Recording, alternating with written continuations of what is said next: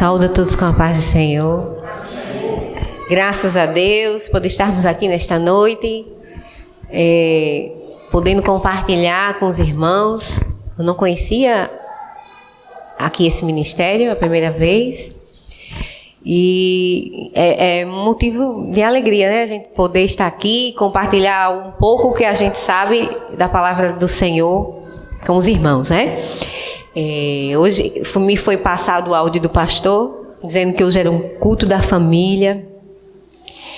E eu orei esta semana por esta palavra. O Senhor trouxe algo ao meu coração, na verdade, algo bem...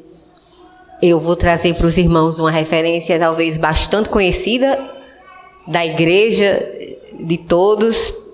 Mas essa foi a palavra que ardeu no meu coração a semana inteira. Ardeu. Estou com muita vontade de falar sobre ela. Inclusive, eu adoeci essa semana. Minha filha adoeceu, depois eu adoeci, depois a outra. E eu fiquei... A gente já fica, né? Que hoje tudo é Covid, tudo é Covid. Eu não acreditava que fosse, mas eu estava bem tranquila, porque se fosse, nós temos um Deus que nos sara. Mas eu fiquei apreensiva por causa das outras pessoas, né? Como acho que nós somos cristãos, temos o dever moral de nos preocupar com as outras pessoas que estão ao nosso redor. Então eu orei, entreguei ao Senhor e disse: Senhor, eu não quero ser fonte de transmissão para ninguém. Então fiquei melhor, na sexta-feira já amanheci bem melhor, mas ontem, por medida de segurança, porque vinha ministrar o culto aqui e vou voltar a trabalhar, eu fui fazer teste para poder... E eu dizendo: Senhor, e se não for? Aí eu também disse a Gustavo: não vou me preocupar, porque se eu tiver e eu não puder comparecer, Deus vai levantar alguém para ministrar a palavra dele naquele lugar. Isso é certo. O Senhor, Ele providencia todas as coisas. Mas graças a Deus o irmão deu não detectado. Então podem ficar tranquilos, graças a Deus estamos bem. E eu orei ao Senhor dizendo: Senhor, se o Senhor me oportunizar, eu queria muito falar sobre esta palavra com os irmãos. Vamos abrir as nossas Bíblias aí em Mateus, no capítulo 7, do verso 24 ao 27. Certo? Sem mais delongas, porque o nosso tempo não é... Um instante passa, né? A gente está pregando, um instante passa. Quem está na nave sente mais um pouco, mas a gente que está aqui às vezes não sente o tempo passar. A gente que está ministrando não sente, né, pastor? Mas quem está na nave sente mais, né? Porque está ali só recebendo. Mas amém, vamos lá. Mateus capítulo 7, verso 24 ao 27. Diz assim a palavra do Senhor: todo aquele, pois, que escuta estas minhas palavras e as pratica, assemelhá-lo-ei ao homem sábio que construiu a sua casa sobre a rocha.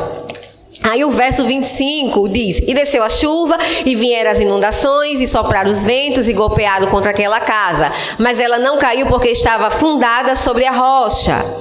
E aquele que ouve estas minhas palavras e não as pratica, compará-lo-ei ao homem insensato, que edificou a sua casa sobre a areia.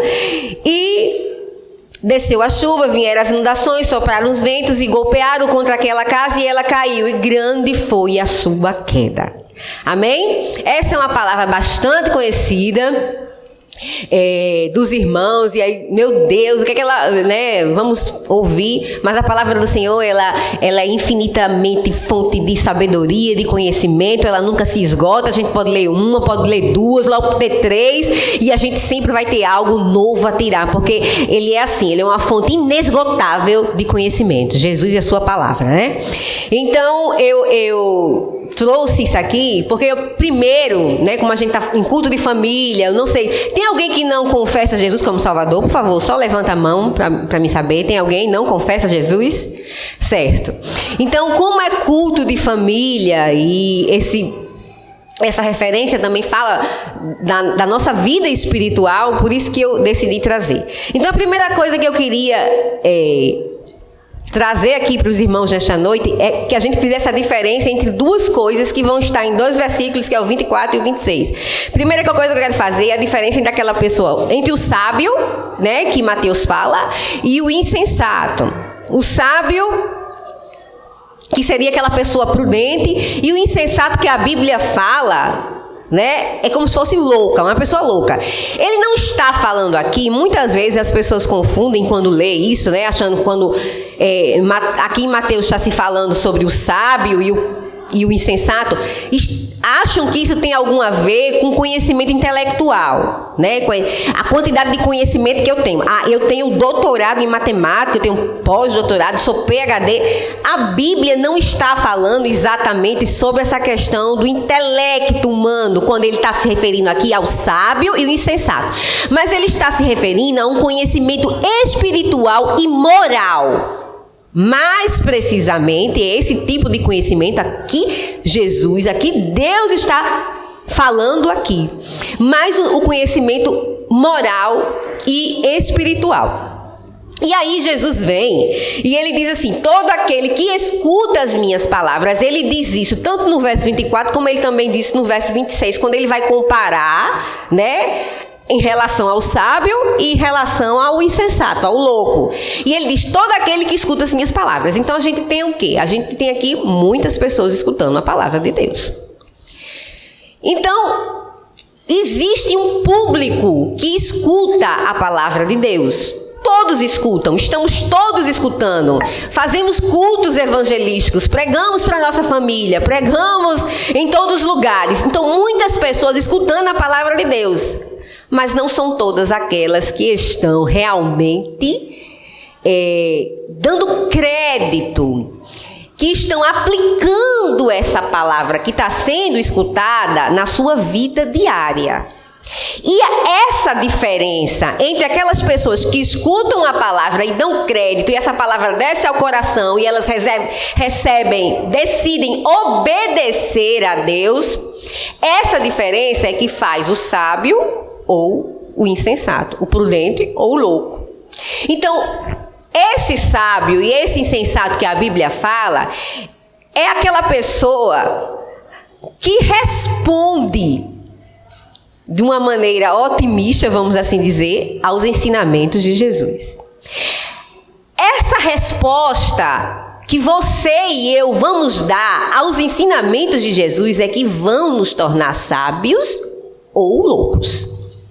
Então não tem necessariamente a ver com o conhecimento de mundo e científico que você tem. Acredito que muitos aqui já tenham passado por faculdade, sejam pessoas inteligentes, mas a sabedoria que Jesus está falando aqui é a sua resposta ao ensinamento que ele está dando. É a nossa resposta às palavras de Jesus que nós escutamos. Então, quando nós decidimos praticar e obedecer, a isso sim vai começar a me enveredar para o caminho da sabedoria. Se eu simplesmente escuto e não dou crédito, não ligo, não estou nem aí, a Bíblia me considera como louco. Jesus diz: poxa, tu é louco de não escutar e não praticar as minhas palavras. Você é como um louco. E aí ele começa a falar da questão da construção, da construção de uma casa. Eu estou passando por um processo de construção, a gente está construindo uma casa. E eu, quando estava meditando nisso, eu não parava o tempo todo de pensar nisso, né? Eu não tenho conhecimento técnico nessa área de engenharia, mas quem tem pode pensar melhor do que eu. E a gente vê, quando a gente foi procurar uma construtora para fazer a nossa casa, a gente pesquisou muito, eu e Gustavo, a gente olhou muito, e uma coisa que me chamou a atenção dessa construtora que eu contratei, das demais outras, foi justamente a parte do alicerce, que em outras construtoras eu não vi, quase nenhuma fazer. E eu perguntei a meu pai, que trabalha muito nessa parte de construção, né, em edificações, e meu pai foi explicar que realmente o que eles faziam era um diferencial, que dava mais segurança e tal. E isso me chamou muito a atenção, porque eu pensei: nossa, a gente manda construir e a gente não vê, né? O que tá, a gente só vê aquela coisa bonita, mas a gente não vê o que está por trás daquela construção toda. A gente vê os acabamentos e a gente se encanta pelos acabamentos, mas a gente não sabe o que está na fundação. E isso me preocupava. Eu disse: não, eu quero, né? E foi um diferencial. E o que acontece na nossa vida espiritual, e que Jesus estava falando, né, não só na nossa vida espiritual, com a nossa família, é mais ou menos por aí. Certo? Eu queria ler uma referência, antes de falar mais um pouco sobre isso, que está lá em Provérbios para vocês. Eu gosto muito do livro de Provérbios. Muito, porque é o ensinamento, é o livro da sabedoria mesmo. E Provérbios capítulo 24, tem 2 versículos aqui que chamam bastante atenção para essa ministração que nós estamos falando aqui, que é o versículo 3 e 4, que diz assim: com a sabedoria se edifica a casa, e com a inteligência, algumas versões usam conhecimento, ela se firma, ou seja, ela se consolida, certo? E pelo conhecimento se encherão as câmaras de todas as substâncias preciosas e deleitáveis. Na NVI diz assim: pelo conhecimento os seus cômodos se enchem do que é precioso e agradável. Certo? Então vamos entender, nesse processo de construção, a própria palavra de Deus está dizendo que para a gente construir uma casa que ela possa ficar firme, edificada e consolidada, é necessário o quê? Sabedoria. Né? Então, por exemplo, vamos levar para o conhecimento técnico.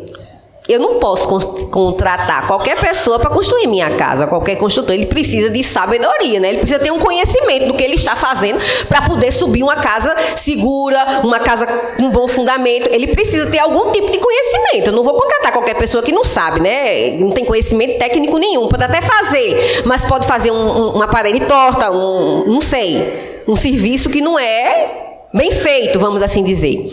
E a palavra de Deus diz que para a gente edificar uma casa é necessário sabedoria e conhecimento para que a gente possa encher os cômodos da casa, né, com coisas preciosas e agradáveis.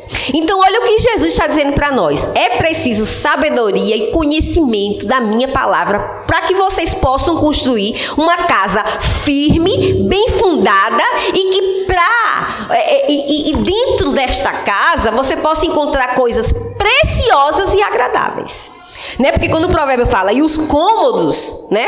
Aí a gente já adentra dentro da casa, não fica só no superficial, né? Só na parte externa, você já adentra. Então é preciso sabedoria, é preciso conhecimento para a gente poder ter uma casa fundada, firme, bem feita, e que dentro dessa casa a gente também possa encontrar coisas agradáveis e preciosas.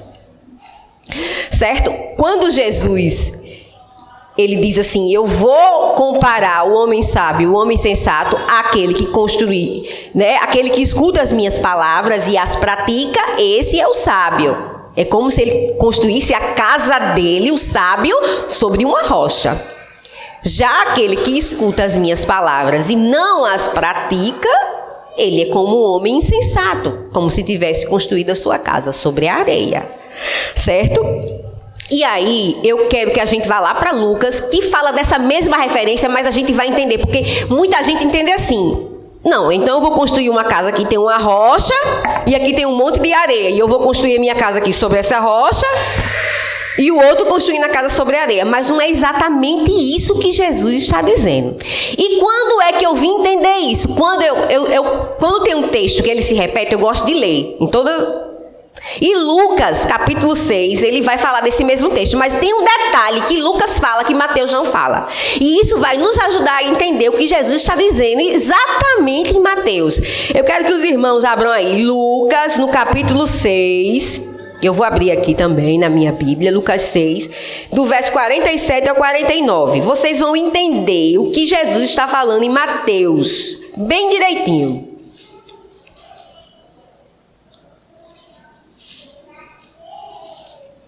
Que é falando também sobre a casa, sobre a... É o mesmo texto. Olha aqui, Lucas capítulo 6, verso 47 ao 49 diz o seguinte: qualquer que vem a mim e ouve as minhas palavras e as observa, eu vos mostrarei a quem é semelhante. É semelhante ao homem que edificou uma casa e cavou, e abriu bem fundo e pôs ali alicerce sobre a rocha. E vindo a enchente, bateu com ímpeto e a corrente naquela casa e não pôde abalar, porque estava fundada sobre a rocha. Mas o que ouve e não pratica é semelhante ao homem que edificou uma casa sobre a terra, sem alicerces. Olha, Mateus nem fala assim, né? Mas aqui ele está dizendo, uma casa sobre a terra sem alicerces, na qual bateu com ímpeto a corrente e logo caiu, e grande foi a queda daquela casa. Então vamos entender aqui o que Jesus está dizendo.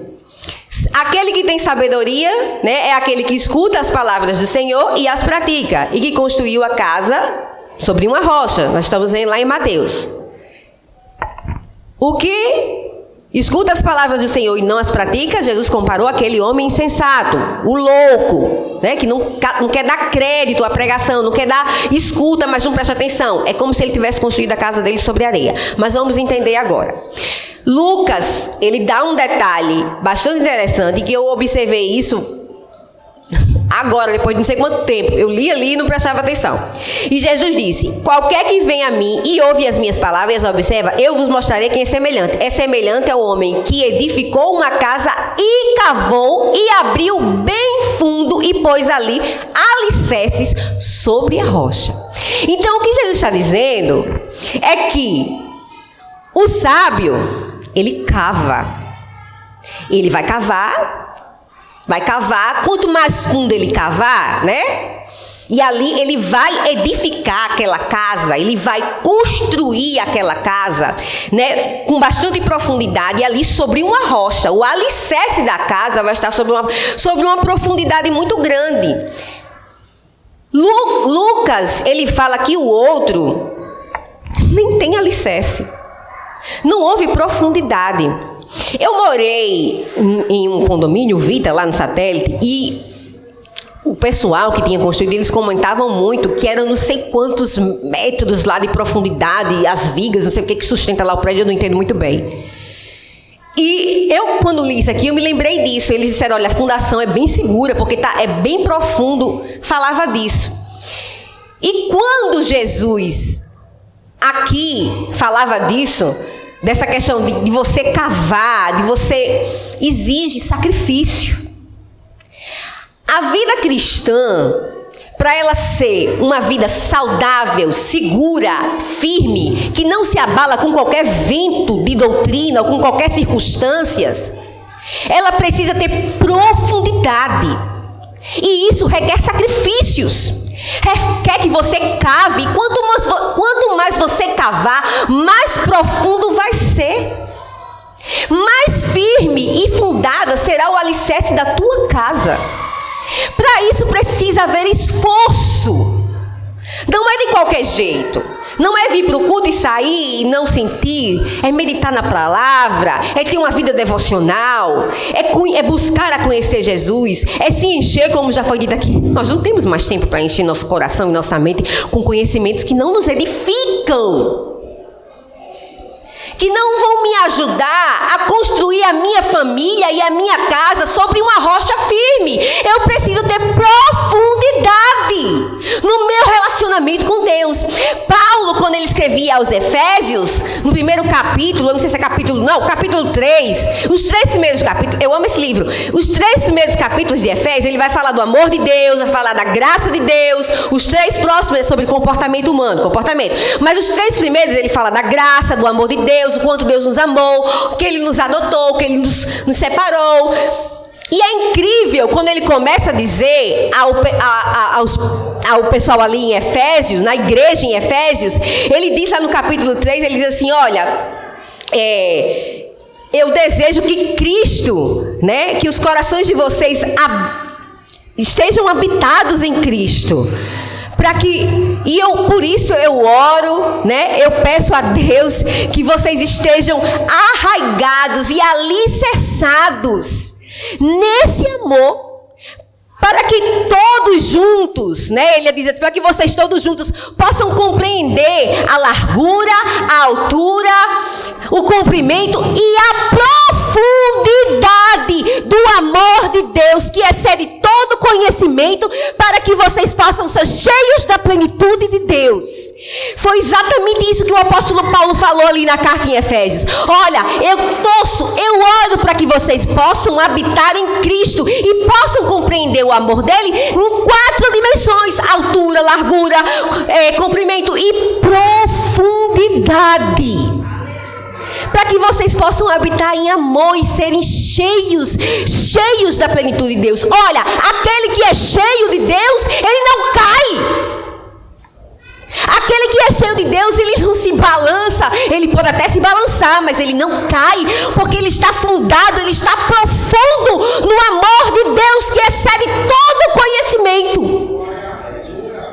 Ele está firmado sobre uma rocha. Ele é alicerçado, ele é arraigado. O apóstolo Paulo usa exatamente a palavra alicerce. Precisamos que as nossas vidas, que a nossa família esteja alicerçada dessa rocha. É preciso ter profundidade. É preciso cavar. Dá trabalho. Dá trabalho. Você fazer algo raso e ali construir uma casa dá muito menos trabalho. Existe aquela história dos 3 porquinhos, que todo mundo sabe aqui, da criança. O porquinho que fez a casa de taipa, né? Outro que fez a casa de tijolo. E outro que fez a casa de madeira. E veio o lobo e soprou, a casa de taipa, puf, caiu. O da madeira caiu. E aquele que era feito com alvenaria, o lobo soprou e não caiu. Bem conhecida das crianças, mas traz uma lição para nós. A casa mais forte foi a que soprou. Olha, os versos 25 e 27 vão dizer o seguinte: e desceu a chuva, e vieram as inundações, e sopraram os ventos, e golpearam contra aquela casa. Mas ela não caiu, porque ela estava fundada, ela estava alicerçada, ela estava arraigada, como diz o apóstolo Paulo, sobre a rocha. E desceu a chuva, e vieram as inundações, e sopraram os ventos, e golpearam-a contra aquela casa, e ela caiu, e grande foi a sua queda. Deixa eu dizer uma coisa para você. As circunstâncias, elas vão existir para todo mundo. Problemas, todo mundo vai sofrer. Ai, minha irmã, sabe por quê? A minha casa, ela está um pouco mais fraca do que meu irmão, porque eu tenho mais problema do que ele. O problema de você, da sua casa, está mais fraca do que a casa do teu irmão, da tua família está mais fraca do que a família do teu irmão. Não é os problemas, é a fundação, é o alicerce, é a base, aquilo que a gente não vê, porque nós nos preocupamos muito com a fachada da casa. Foi o que eu disse aqui no início, que a gente ficou procurando uma construtora, eu e o Gustavo, a gente pesquisou muito, e eu preocupada muito com aquela parte que a gente não vê, porque nós nos preocupamos com o que nós vemos. Se a casa tem uma fachada bonita, se tem um jardim bonito, se dentro ela é aconchegante, e isso é válido, muito válido, isso com certeza é válido. Mas aquela parte que nós não vemos, que é a fundação, ela é mais importante, sabe por quê? Porque se a fundação desabar, todo o resto desaba. Se a fundação for mal feita, o resto também vai sofrer. Eu vi um testemunho de um construtor dizendo que uma casa belíssima, num condomínio belíssimo, e eles foram convidados por essa pessoa que tinha feito. Eles que chegavam lá, a casa era impecável. Mas um certo dia, a moradora daquela casa ia descendo as escadas, que eram um duplex, e ela escutou um trincando. Trincando. Quando ela foi olhar, a parede da sala dela estava rachando de uma ponta a outra. O que era? Fundação, a parte que nós não vemos. E aí eles foram chamados para fazer a reforma daquela casa. Disse que era uma casa de cinema, uma coisa linda, mas a fundação não era bem feita. Se o fundamento não for bem feito, toda a casa vai sofrer. Se a fundação não for bem feita, não adianta ter uma fachada bonita, não adianta ter o paisagismo da casa bonito, se a fundação não tiver fundada sobre a rocha. Se a sua vida espiritual e a tua família não tiver alicerçada sobre a rocha que é Jesus, não adianta ter uma boa aparência, ela vai cair. Precisamos alicerçar. Tem muita gente preocupada com as coisas materiais. Isso tudo é muito válido. A gente quer trabalhar e dar uma boa vida para a nossa família, para os nossos filhos, a melhor escola, a melhor faculdade, um curso de inglês, um plano de saúde, ter alimentação. A gente se preocupa com tudo isso e tudo isso é válido. Não estou aqui dizendo que não é importante, mas isso não deve ser a nossa maior preocupação. Sabe por quê? Porque quando vierem os ventos, as inundações, a nossa família não vai resistir se não tiver fundamento. Se não tiver profundidade. Quando a dificuldade, eu conheço uma família que eles tinham um padrão social altíssimo, altíssimo mesmo. E aí de repente aquele padrão se acabou. O pai passou uma dificuldade, a mãe se matou, E os filhos foram a destruição, porque não estavam alicerçados sobre uma rocha. Quando nós estamos alicerçados na rocha que Cristo, vai vir as inundações, os problemas eles vão, o sol e chuva está aí para todo mundo. As circunstâncias vão estar aí para todos nós. Aquela casa que estava fundada sobre a rocha, veio chuva. A que estava sobre a areia, veio chuva. Por que uma caiu e a outra não? A fundação. Era a base, o alicerce. Então nós devemos estar muito mais preocupados em construir a nossa vida espiritual, construir a nossa família sobre a rocha que é Cristo. Porque quando as dificuldades vierem, nós vamos sobreviver. Nós vamos passar juntos. Nós vamos sentir as dificuldades, claro. Aquela casa sobre a rocha, ela sentiu a chuva batendo, sentiu os ventos, né? Ela sentiu, claro que sentiu, mas ela não caiu. Eu quero só finalizar com o Salmo 127 que o pastor leu. Tem 3 versículos que eu quero só ler. Os 3 primeiros que ele leu aqui, ele leu 128, não foi, pastor? 127, 28. Eu quero ler os 3 primeiros versículos do Salmo 127. Para os irmãos aqui.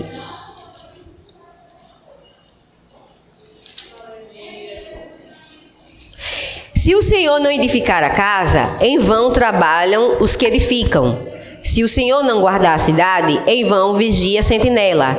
Inútil vos será levantar de madrugada, repousar à tarde, comer o pão das dores, pois assim dá ele aos seus amados o sono. Eis que os filhos são herança do Senhor, e o fruto do ventre, o seu galardão. O salmista aqui está dizendo, olha só, se o Senhor não for o construtor, vamos dizer assim, né? Uma palavra mais para a nossa realidade aqui. Se o Senhor não for o construtor da casa, será inútil trabalhar nessa construção. Né? Se o Senhor não vigiar a cidade, inútil será montar ali um sentinela para ela. Né? Será inútil você levantar logo cedo para trabalhar e dormir muito tarde. Né? Trabalhando por alimento, por plano de saúde, por faculdade, por computador, por carro novo, por casa, por tudo, lutando. Tem gente, né, que trabalha o dia todo pela família, tem as contas pagas, tem tudo pago, ele faz de tudo pela família. Mas isso tudo é inútil se ele não tiver a vida da sua vida e a vida da sua família edificada sobre a rocha que é Jesus. Tudo isso é inútil. Tudo isso é válido, mas precisa ter a fundação em Cristo. A palavra de Deus que é tudo inútil, é em vão. Aí ele diz aqui no verso 3, que eu acho bem interessante, o Senhor concede, ele continua, o Senhor concede o sono àqueles que o amam, e os filhos são a herança do Senhor, como uma recompensa que ele dá. Naquela época era muito importante ter filhos, né? Vamos dizer assim, era um status. A família que não tinha filhos era envergonhada. E aí o salmista ele vem dizendo, olha, não adianta você acordar logo cedo para trabalhar. Você pode até acordar muito cedo para trabalhar, trazer o alimento para sua casa, trazer as vestimentas para tua casa, ter uma casa, dar tudo para a tua família. Contas pagas, homem honesto, não deve a ninguém. Mas existem coisas que só eu posso dar. Os filhos, aqui quando Deus diz assim, os filhos são minha herança, uma recompensa que eu vos dou. Ele estava dizendo, mas isso aí só quem dá sou eu. Ele estava dizendo para aquele povo, só quem pode dar filhos sou eu. Sabe o que Jesus está dizendo para os nossos dias atuais? Tem coisas que só quem dá é Jesus. Você pode trabalhar, você pode batalhar, mas tem coisas que não dependem de você. Tem coisas que dependem de Cristo. Tem coisas que dependem da nossa fé em Cristo Jesus. Por exemplo, você está hoje numa situação, de repente, do nada, você muda. Como eu falei dessa família que eu conheci. Eles tinham um padrão altíssimo e de repente desabou tudo. E a família foi aquela destruição. Por quê? Existem coisas que a gente não tem o controle. Você acorda logo cedo, dorme logo, vai dormir, está trabalhando, lutando. Mas tem coisas que vão fugir ao teu controle. E aí nós precisamos entrar na dependência de Deus. Nós precisamos entrar no descanso dele. A palavra de Deus diz aqui que ele dá sono àqueles que o amam. Enquanto nós dormimos, ele está trabalhando ao nosso favor. Enquanto nós dormimos, ele está dando ordem aos anjos dele ao nosso respeito. Tem coisas que não dependem de nós. Precisamos fundamentar a nossa vida, construir a nossa família em cima da rocha que é Cristo Jesus. Precisamos cavar profundo. Isso é sacrificial. Não é fácil você cavar um buraco profundo para ter um alicerce bem forte, bem firme, para que quando as lutas vierem você esteja ali. Se você não tiver esse alicerce, for raso, não tiver, ou tiver só sobre um monte de areia, você não vai resistir. Por mais que você acorde de manhã, trabalhe cedo, vá dormir tarde, faça isso, faça todos os esforços da sua vida, mas quando as circunstâncias vierem, chuvas, tempestades, inundações, você não vai aguentar, nem você e nem a sua família. Precisamos rapidamente nos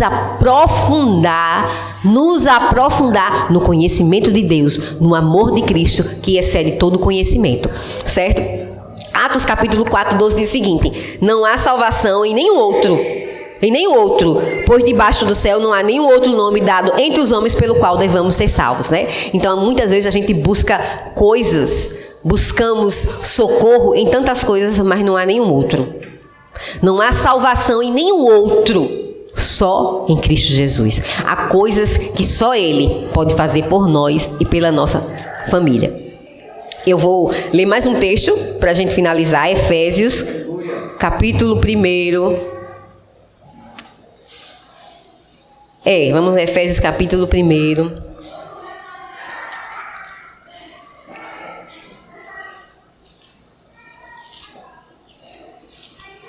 Aqui não tem nenhuma pessoa que não confessa Jesus, né? Tem, pastor? Não? Mas vamos ler mesmo assim. Efésios 1. Eu vou só ver os versículos aqui.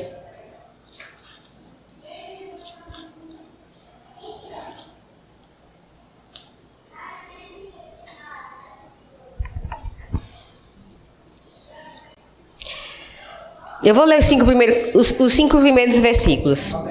Paulo, apóstolo de Jesus Cristo, pela vontade de Deus, aos santos que estão em Éfeso e fiéis em Cristo Jesus. A vós, graça e paz da parte de Deus, nosso Pai, e da do Senhor Jesus Cristo. Bendito Deus e Pai de nosso Senhor Jesus Cristo, o qual nos abençoou com todas as bênçãos espirituais nos lugares celestiais em Cristo. Como também nos elegeu nele antes da fundação do mundo, para que fôssemos santos e irrepreensíveis diante dele, em amor, e nos predestinou para filhos de adoção por Jesus Cristo, para si mesmo, segundo o beneplácito da sua vontade. Paulo começa a saudação dele e ele fala: a vós, graça e paz da parte de Deus, nosso Pai, e da do Senhor Jesus Cristo. Esse versículo diz tanta coisa, às vezes a gente lê e não presta atenção. E o apóstolo começa dizendo, olha, graça e paz. E Efésios, ele fala muito da graça de Deus. Eu observei aqui que para que a gente possa ter paz, a gente precisa estar na graça. Em Cristo Jesus. Essa paz que ele mesmo diz lá na frente, e o amor que excede todo o entendimento, todo o conhecimento. Precisamos da graça de Deus. Porque Jesus, ele não vai nos amar. Deus, ele não vai nos amar mais ou menos porque fazemos mais ou menos para ele. Muitas vezes nós precisamos entender isso. Quando eu falei aqui do Salmo 127, que existe muita coisa que a gente luta, que a gente busca, a gente corre atrás e a gente faz, achando que a gente está dando uma melhor qualidade de vida para a nossa família, para nós mesmos, e nos esquecemos do fundamento, e nos esquecemos da base, e nos esquecemos do principal. E às vezes nós também estamos na igreja, estamos na casa do Senhor, e fazemos isso, e trabalhamos, e buscamos, e achamos que a gente vindo para o culto todo domingo, toda quinta, toda terça, sei lá, toda quarta, eu estou fazendo muito, o Senhor vai me amar mais. Nada do que você faça vai fazer Jesus amar mais do que Ele já lhe amou. Que Ele lhe ama.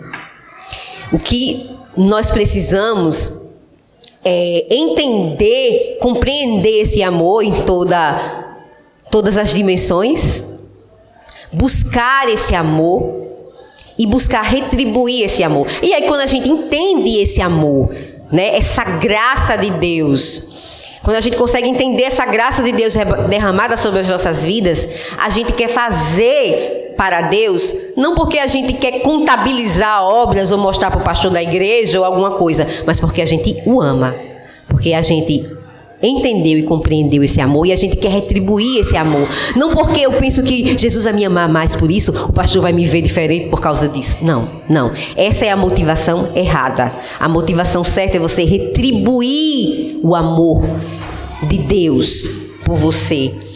Ele lhe ama assim como você é. Desse jeito. Do jeito que você está aí. Ele lhe ama. Agora nós precisamos buscar a profundidade, mergulharmos na graça. E aí a gente tem a paz, né? Que o apóstolo Paulo fala, graça e paz. Ele deseja isso para vocês. E aí ele diz, no versículo 5, e nos predestinou para filhos de adoção por Jesus Cristo para si mesmo, segundo o beneplácito da sua vontade. Jesus, nós fomos adotados por esta graça como filhos. Eu acho isso lindo, gente, porque se a gente parasse realmente para pensar nisso, cada um de nós sairíamos daqui transbordantes de felicidade, junto com a nossa família. Porque se você parar para pensar, por exemplo, cada um aqui tem uma mãe biológica. E às vezes as pessoas, quando são adotadas, e descobrem, né? Às vezes elas não sabem desde pequeno que são adotadas, e elas descobrem que foram adotadas, umas se revoltam, ficam entristecidas e querem descobrir quem é o pai biológico, querem descobrir quem é a mãe biológica, por curiosidade, porque ele me rejeitou, porque ele não me quis, né? Isso passa na cabeça de muitas aquelas pessoas que foram adotadas.